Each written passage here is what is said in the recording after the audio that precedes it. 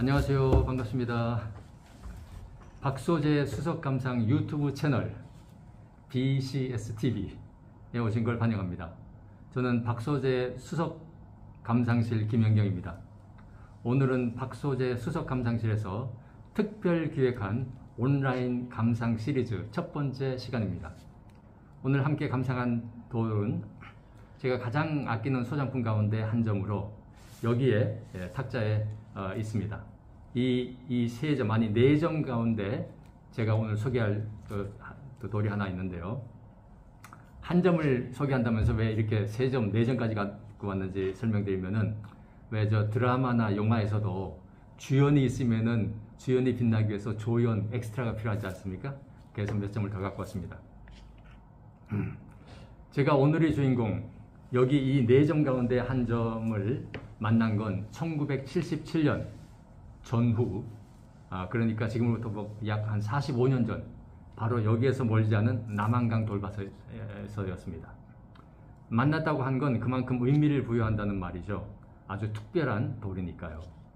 이 돌의 산지를 구체적으로 밝히면 남한강이 흐르는 여주, 그 중에서도 대신면 천서리에 있는 돌밭입니다. 지금 그곳에 가면 돌밭이 없습니다. 모래와 함께 모두 채취되어서 수도권, 특히 서울에 있는 아파트 공사 현장으로 갔기 때문이죠.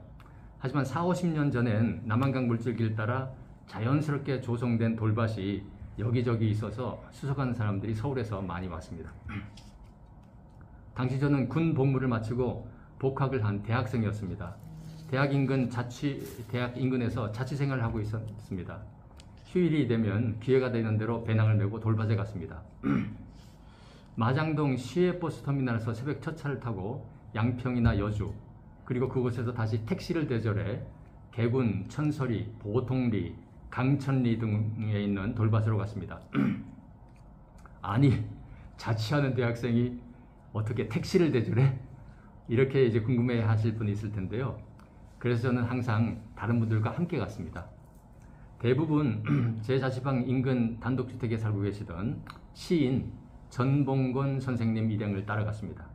전봉곤 선생님은 현대시약이라는 시 전문 월간지를 창간하고 그게 주필로 계시던 아주 시인들 사이에는 잘 알려진 그런 분입니다. 그럼 이제 본격적으로 수석 이야기를 하도록 하겠습니다.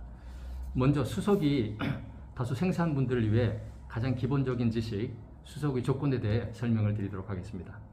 달리 말하면 호금한 돌 가운데 왜 어떤 돌은 특별하게 수석이라고 부르고 어떤 돌은 아닐까요?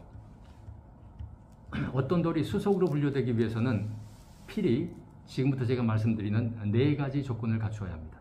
첫째, 크기가 너무 크거나 너무 작아서는 안 됩니다. 여기 이 돌들처럼 실내에서, 수석은 원래 실내에서, 방에나 거실에서 감상한 거기 때문에 그 정도 크기여야 됩니다. 한 요 정도 크기? 예. 아니면 요거보다 좀 커도 되고 요것도 좀 작아도 상관없습니다. 둘째 중요한 것은 석질입니다. 돌의 질이 좋아야 합니다. 여기서 좋다라고 얘기하는 것은 단단해야 됩니다. 전문적인 용어로는 이제 강도라고 하죠. 강도가 아주 센 돌이어야 합니다.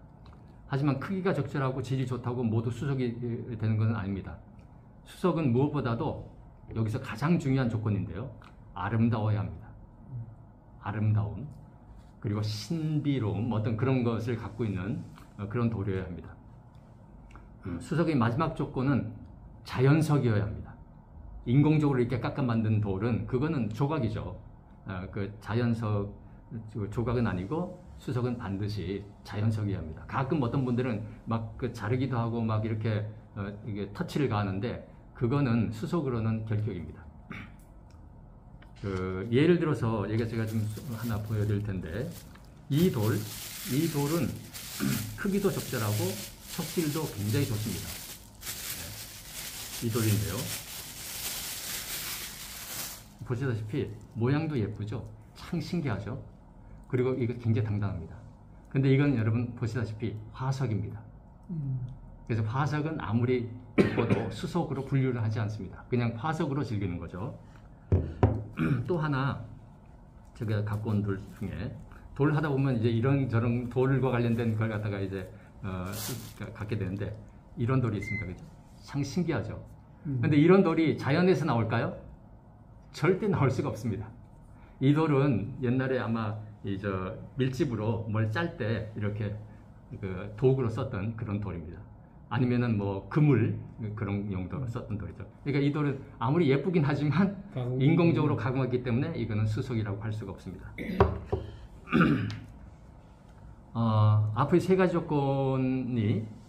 조건은 돌 크기, 돌 모양, 그 다음에 석질 이런 것이 물리적인 조건이라면 마지막 조건이 하나 더 있는데요.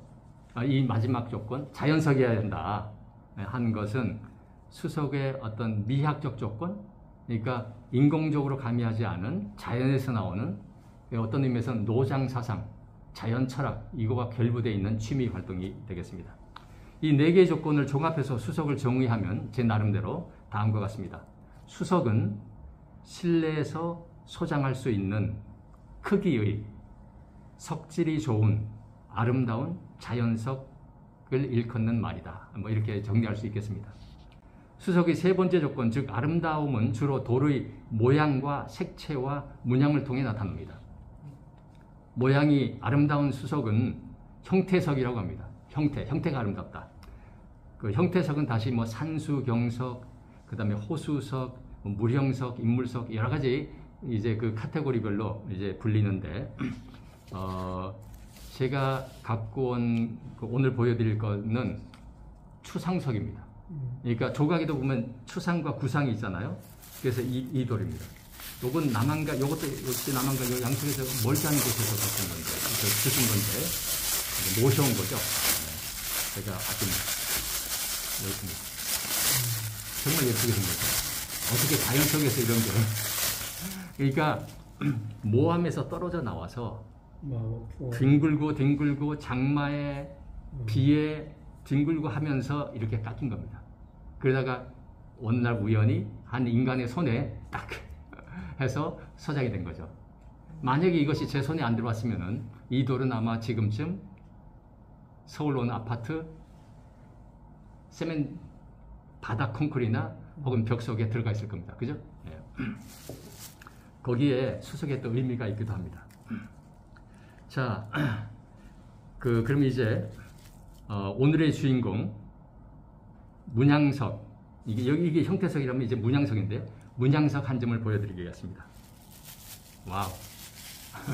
기대가 됩니다. 그죠? 네. 예, 천설이 출신의 고향인데, 자, 여러분 이 돌을 보시면은 아까 제가 말씀드린 세 개의 조건이 뭐라 그랬죠? 첫째, 크기가 적절해야 된다. 둘째, 단단해야 된다. 단단하죠. 색깔도 초콜릿색입니다. 피부도 우들우들해서 상당히 좋습니다. 이게 돌을 하는 사람들은 보는 것도 중요하지만 만지는 걸 좋아하거든요.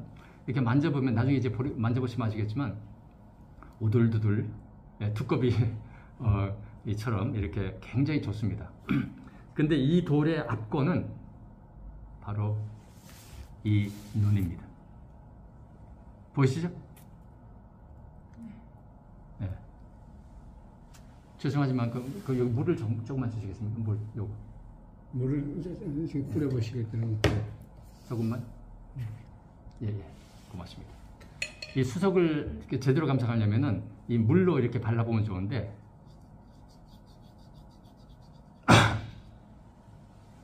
짠! 아주 돌 속에 명확하게 눈이 박혀 있죠? 예. 눈이 박혀 있습니다. 노란 거. 예. 예리하게 생겼어요. 아까 제가 말씀드렸지만 이 돌이 만약에 제 손에 안 왔으면, 혹은 다른 그 탐색하는 사람들 손에 안 갔으면 어떻게 됐다? 아파트 혹은 세멘 콘크리트 속에 들어가서 영원히 그죠 사라졌다. 그런 얘기가 되겠습니다. 자, 이 돌은 아무튼 색깔도 좋고 크기도 적절하고 그 다음에 이 문양이 아주 일품이죠. 참으로 신기하게 생겼습니다. 별다른 설명이 없는 소위 명석입니다. 수석한 사람들의 꿈이 뭐냐면은 일생일석이라 그래가지고 평생에 한 점의 명석을 얻는 것이 이제 그 수석하는 사람들이 화두인데 제가 보기에 이거는 일생일색의 명성입니다. 그죠? 네. 여기 질문을 하나 드리겠습니다. 질문은 만약 여러분이 아무 생각 없이 돌밭에서 일을 하거나 산책을 하고 있는데 갑자기 이런 돌이 눈앞에 혹은 이런 돌이 눈앞에 들어왔다. 그럼 여러분 어떻게 하시겠습니까? 이 질문에 대한 가능한 답을 제가 준비해 왔는데요. 이 가운데 하나를 선택해 주시기 바랍니다. 첫째, 그냥 지나친다. 둘째, 집으로 갖고 가서 오이지를 담을 때 쓴다. 셋째, 집으로 가져간 다음 벼룩시장이나 경매시장에 내다 판다. 그 다음에 네 번째, 집으로 갖고 가서 소중하게 보관한다. 그리고 가끔 혼자 혹은 주위 사람들과 그 아름다움을 즐긴다. 네 번째입니다. 짠. 이 중에 하나. 네 번째죠. 네 번째. 네 번째. 그렇습니다.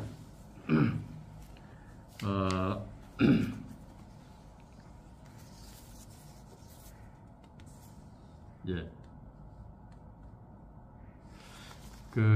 실은 이 질문과 답 속에 수석과 관련된 여러 가지 의문이 다 들어 있습니다. 그죠? 예를 들어 이런 질문이죠. 사람들은 왜 혹은 어떤 목적으로 수석을 모을까? 또는 수석은 보편적인 누구나 좋아할 수 있는 취미 활동이 될 수 있을까? 이런 거죠. 그럼 사람들은 왜 어떤 목적으로 수석을 모을까요? 물론 소장하기 위해서, 예쁘니까, 혹은 팔기 위해서, 즉 돈이 되니까. 그러나 돈은 수석의 부차적인 목적입니다. 만약 어떤 사람이 돈 벌기 위해서 수석을 하면 그 사람은 10중 8구 아니면 100이면 100 다 실패할 겁니다. 그죠? 네. 그러니까 돌은 그냥 순수한 마음으로 돈이 되든 말든 자기가 좋아해서 하는 겁니다. 그 다음 의문, 수석은 보편적인 취미 활동으로 발전할 수 있을까? 그죠? 저는 그렇게 생각합니다.